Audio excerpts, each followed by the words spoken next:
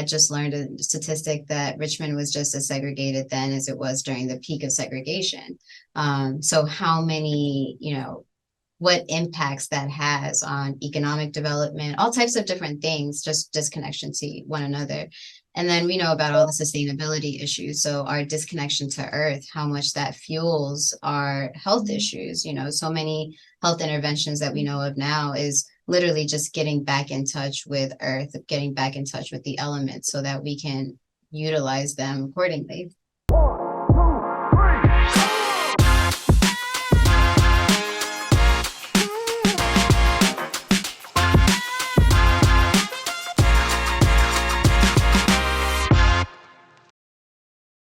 You're listening to America's Healthiest City on Mike King Biz Radio Network on ESPN Richmond 106.1 and Choice 105.3. Welcome to America's Healthiest City on ESPN Richmond 106.1, part of the Mike King Biz Media Network. My name is Will Melton. I'm your host, and today I have Salemawit Hailu from the Human Connection, and we are going to get into all things connection to people today, as well as entrepreneurship and a lot of really exciting things around psychology and mental health. And there's a lot, a lot we're going to cover. But before we get into it, I wanted to just remind everybody, please check out americashealthiestcity.com, where you will find our ideas board, where people from across our community have submitted their ideas on ways that we can make Richmond the healthiest community in America by 2033. Check out the ideas, leave your comments, leave your own ideas. And if you represent a nonprofit, a business, an academic institution, or a government agency, and you want to see our community become the healthiest in America by 2033, the next 10 years, please consider becoming an ambassador. It does not cost you anything. We'll tell your stories, and you can put the ambassador badge on your website to show your commitment to this cause. So without further ado, Salemawit, welcome to the show. Thank you. Thank you so much for having me. Pleasure to be here. Well, I'm excited to learn more about you. We had a really great connection on my birthday earlier this month, and so I wanted to reserve a lot of my questions for this interview. But before we get into it, I really always start with your relationship to Richmond, because you're obviously investing here. Are you native to Richmond, or did you move to Richmond? I moved here in 2014, originally for grad school, actually. Okay. Yeah, but I was born in Ethiopia, and then grew up in Northern Virginia, went to UVA undergrad, so spent some time in Charlottesville for a few years after graduating too. And then I moved here to Richmond in 2014, and I've been here since. Okay, so I think you're my first guest from Ethiopia, so let's talk about that a little bit. When did you come to America? Salam. Salam means hi in Amharic. So Ethiopia is one of the countries that was never colonized. So the native language is Amharic. I came here when I was 5 years old with my mom. My dad had actually came to the States when I was 2 months old. On a political asylum, and then my mom and I came 6 years after that. So yeah, I've been here since then. I still speak the language mostly fluently, and I'm always on the path of learning how to read and write in the native tongue as well. So if you ever see my necklace, it actually says Salemawit written in the Amharic language. That's beautiful. Yeah, thank you for sharing that. Have you had the opportunity to go back? I have only 3 times, with around 7 years in between each time. So I came when I was 6, went back for the first time in 6th grade, then again in like 2011, then 2017. So the next trip is definitely pressing on me right now. And maybe putting you on the spot a little bit here, but I imagine there must be an Ethiopian community here in the Richmond area. Have you connected with that community? A little bit. For those, shout out to the Nile. Yosef and that family was one of the first families I met in Richmond, and gave me a sense of just hominess. Addis is another restaurant in town on 17th Street. If you all know Tuesday versus on Tuesdays and things like that, that's the venue there. And then more recently, Bunna Gurs in Jackson Ward is a new Ethiopian cafe run by Lily Fasil. That's a really dope place more recently that I'm finding more of a broader Ethiopian community. no, Northern Virginia is so dense when it comes to the Ethiopian and Eritrean population that here I haven't found like that same, density. It just doesn't exist in the same way. But I think through these hubs, I've been able to find more of the Ethiopian family for sure. Well, that's Yeah. wonderful. I think one thing that I've noticed about Richmond, at least in the last 7 years since I've been here, is it is a growing melting pot of cultures, and I think that's one of the things that makes it great. So I'm grateful for those cultural aspects that you bring, and everybody else from your community. So thank you for that. Definitely. So you came here to study. You were studying psychology. So tell us, you started at UVA. You did your bachelor's in psychology. Can you talk a little bit about that and what caused you to say, let's keep going with this? Yeah. So undergrad was a really interesting place because as an immigrant, I think there are certain fields that we're kind of told to stay within for the purpose of sustainability. So for me, it was kind of like I had a couple options. Either, you're going to pursue medicine or you're going to pursue, engineering or something like that. And to give some background, in high school, I went all the way through like multivariable calculus and all these things that basically had my family thinking she's going to be an engineer of some sort. And I think I spent a lot of my formative years trying to make people around me happy. And so I switched through like every major. I was bio, I was econ, I did a little bit of everything, mostly to please my family. And then I realized, I've always been fascinated and really interested in people and what helps people thrive, what heals people, etc. So then I started to go down the psychology route. Got involved with some research labs. Different social psychology was really interesting to me. So yeah, I did that. I double majored in cognitive science, and that was kind of like the negotiation. Gave my parents some more like science to it. Graduated. I was working in a research lab that ended up, I guess there was a gap in funding. So in thinking about what I was going to do next, it seemed right to pursue a PhD in clinical psychology. And that's what brought me to Richmond. There were several programs I was looking at, and Richmond felt, well, one, just the nation's like foundation being here felt important. And of the programs that I saw, it felt like it was really connected to the community in ways that was important to me. So yeah, I made my decision to come here, and the journey here was interesting too. So So you've been here since, you said, 2014. Mhm. So now more than almost 10 years, not quite 10 years. Yeah, almost. And you're still here. Mhm. So some things are good. Absolutely. So tell me about your program at VCU. What program did you join first off? Because I know you still have connections to VCU now. Clinical psychology, and with PhD programs, you typically apply to a specific researcher. You're not just applying overall to a school. You're really saying this is, what I want to study, who I want to study with, etc.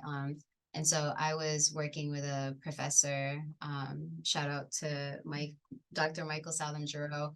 He's an incredible person. And he was doing work involving dissemination, implementation of evidence-based practices and treatments for marginalized communities. And so I started with that.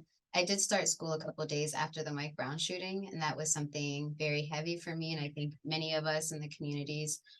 But when I was in the classroom or within, the program, there was a lot of silence, and really just like a complete disconnection when it comes to what's happening outside, and then, what our academic spaces look and feel like. And at that time, I think it was very hard for me mentally to grapple with, because I think whether it's naivete or whatever, what have you, there was this idea that I had that at the PhD level, and if we're studying psychology, that there's a certain level of commitment that we have to our humanity, that not seeing that, I didn't know what to make of it.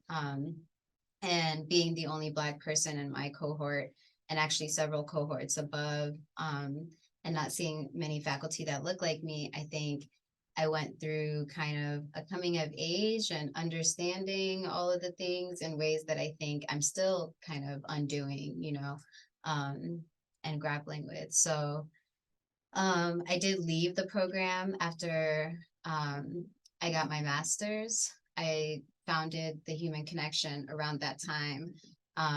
And I wanted to continue to pursue it and, maybe build a business and study it for a dissertation. But that also comes with its own challenges. And so it seemed right to leave, pursue the business, and then come back to study it in the future. Yeah. Well, thanks for that. I want to keep going with that, but before we do, I just want to remind folks you're listening to America's Healthiest City, and today we have Salemawit Hailu from the Human Connection, and you go by Salam. Is that you prefer that, or does it either way? It's funny because in the past, if people would have called me Salam, I would always be like, no, my name is Salemawit, but now it's almost like a different era of my life, and Salam, seems right. It means peace too for anyone. I love that. So let's before we get into that, just americashealthiestcity.com. This is a 10-year community partnership to make Richmond, the entire region, the healthiest in America by 2033.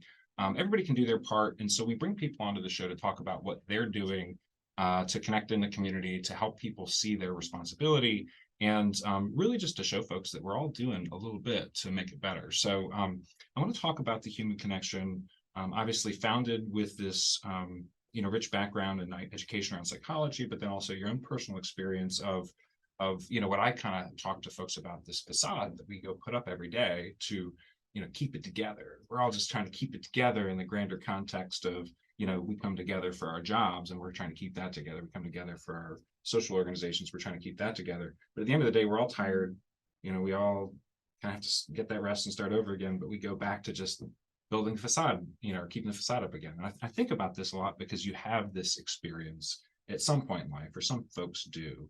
And you start scratching your head and say, is a lot of this stuff really seeming performative to you too, or is it just me? And obviously, like, I'm not trying to steal the interview from you, but I really do believe that our connection to one another is a big part of that. And there has been this artificial nature to a lot of what we do. So I'll let you speak to this because it's your field of study and business. But I mean, that was just so beautifully put. It's exhausting, it's exhausting to constantly be either building or upholding a facade in, whatever direction. And, America's Healthiest City, I think health, to your point, is kind of rooted in connection, and maybe much of the lack of health has roots in disconnection, right? Whether it's disconnection to ourselves, disconnection to one another. I think around the time that THC was founded, I had just learned a statistic that Richmond was just as segregated then as it was during the peak of segregation. So how many, what impacts that has on economic development, all types of different things, just disconnection to one another. And then we know about all the sustainability issues. So our disconnection to Earth, how much that fuels our health issues. So many health interventions that we know of now is literally just getting back in touch with Earth, getting back in touch with the elements so that we can utilize them accordingly. And so to me, connection, beginning with connection to ourselves, and which then means that we kind of move away from the facades, right? And so I think that connection to self, connection to others, connection to Earth is really important. And then outside of that, having communities where you can cultivate that connection is also important, because to your point, in a world where facades are the norm and how you maintain, how you keep going, to be authentic can be a risk, to just be yourself can be risky. And so we have to have hubs and homes, where you can connect and you can cultivate that. And that's what I hope the Human Connections ecosystem will be for many people, regardless of where you are in your own evolution, just that, that grounding space. So you've been connecting people for a while, and you're connected with a number of organizations. So I want to talk a little bit about this ecosystem. I'm just going to scratch the surface, I hope. So that we've got Renaissance Network.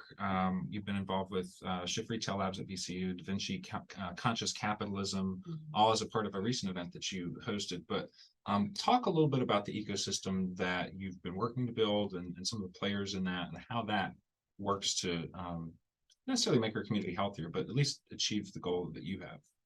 Yeah. I mean, I think it goes back to this hub idea, right? I think when I was going through some of the things that I was going through while I was in graduate school, it was, we're having awakenings, like we're just learning a lot about ourselves, one another, etc.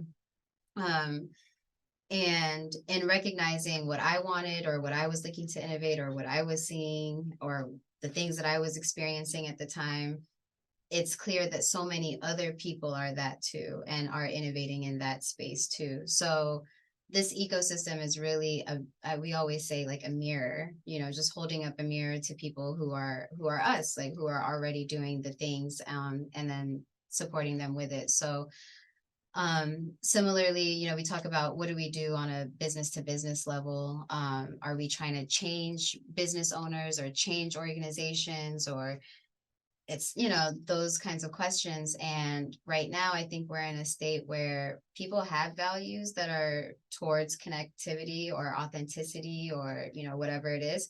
And so all we want to do is raise a mirror to them and say, hey, these are what your values are.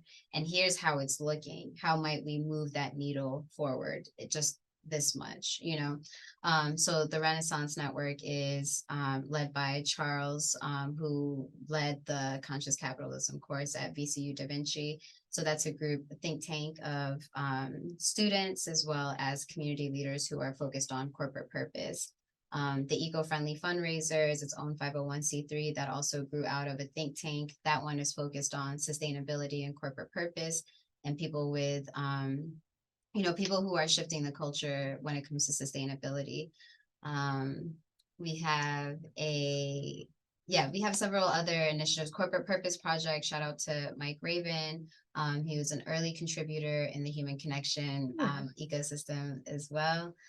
Benita Condi of Create Radical Love, very early contributor to THC also. But basically, we're a community of paradigm shifters. So whatever it is that you do, whatever industry that you're in, if you're moving toward an infrastructure of love, freedom, abundance, then this is home for you. And I say love, freedom, and abundance because a system of disconnection, in a lot of ways, it has its roots in fear, scarcity, and control.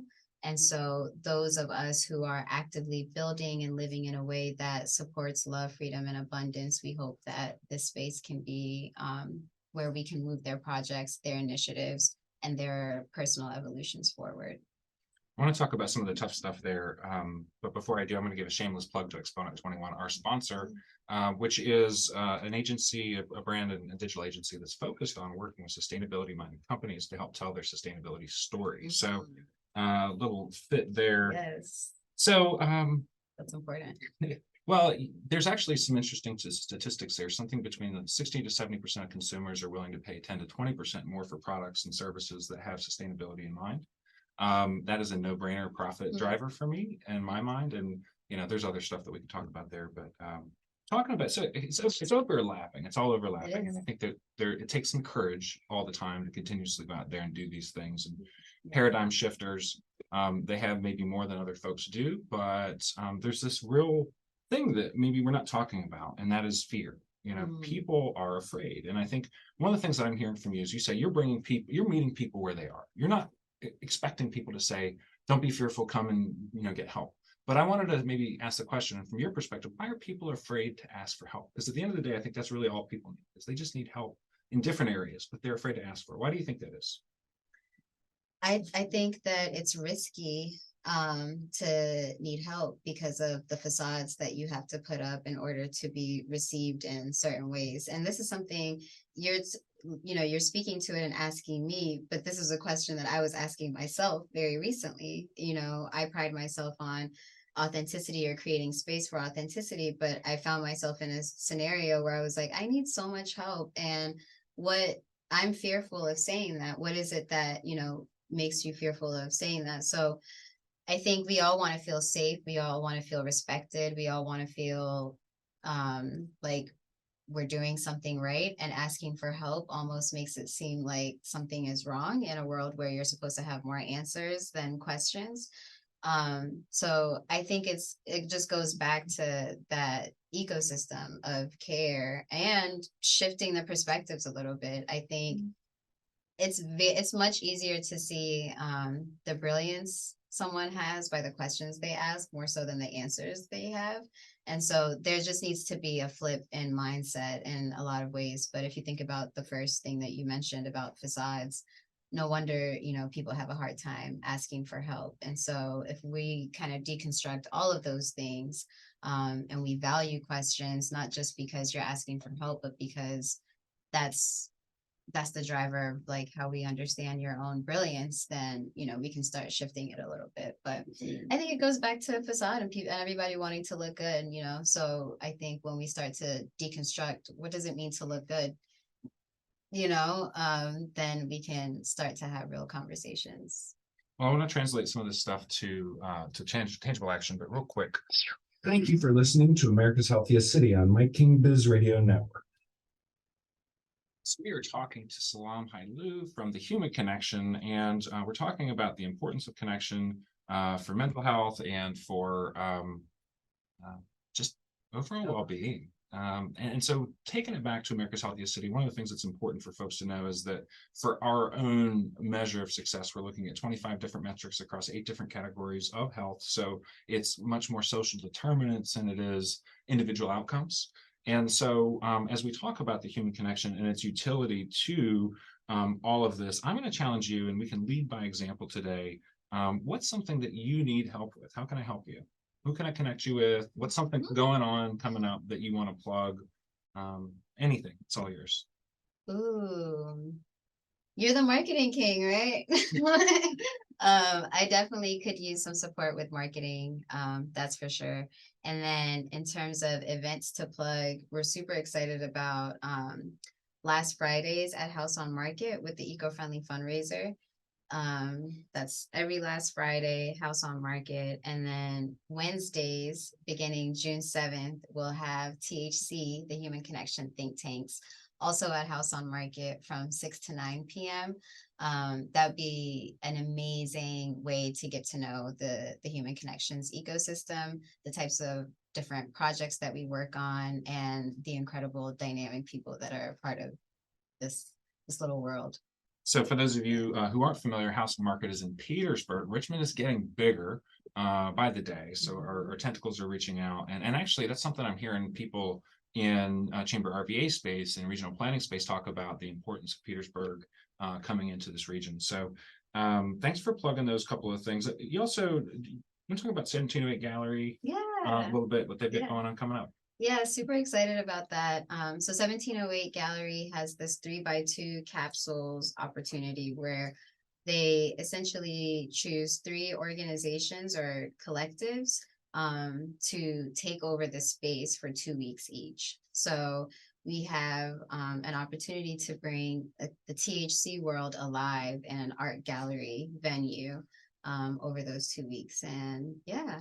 I don't know if you all are familiar with, speaking of health, integrated care is a model where you get across silos and bring different types of health practitioners within the same setting. So we typically would have mental health clinicians, for example, in a primary care setting. So one thing that the Human Connection is ideating on is an integrated care model within the economy. So what does it look like to have connection choreographers or even mental health clinicians within storefront spaces to both serve the community and the employees and associates of that brick and mortar. So we're going to make all of that make sense and come alive in an artistic, really dynamic way that brings together a lot of the different founders and innovators within the ecosystem. So we're going to be there in the middle of July for session 2. I believe it's like July 10th through the 22nd or something like that. Yeah, that's going to be fun. I'm excited to see how you take such a complex idea and bring it alive visually. Yeah. I'm not even Us sure you know yet. I'm gonna say us too. Yeah. So before we go out, I wanted to give you an opportunity to help me out a little bit. We're always looking for great guests on the show, and we're looking for folks who are making a difference in the community. So I'm asking if you have one person you can recommend to come on and share some time with me. Yeah, definitely.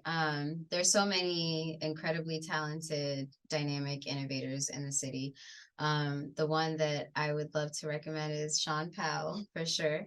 And Sean, we mentioned the fear, scarcity, and control, love, freedom, and abundance. And if it, we're all interested in psychology here. So if it wasn't for fear, we would all be kind of messed up because we would walk in front of a car and not really, you know what I mean? Not mine.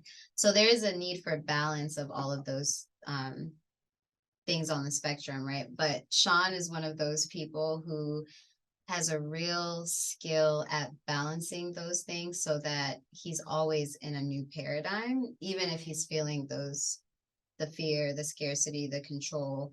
I think he's an athlete in how he's able to function from a space of love, freedom, and abundance. And I think it makes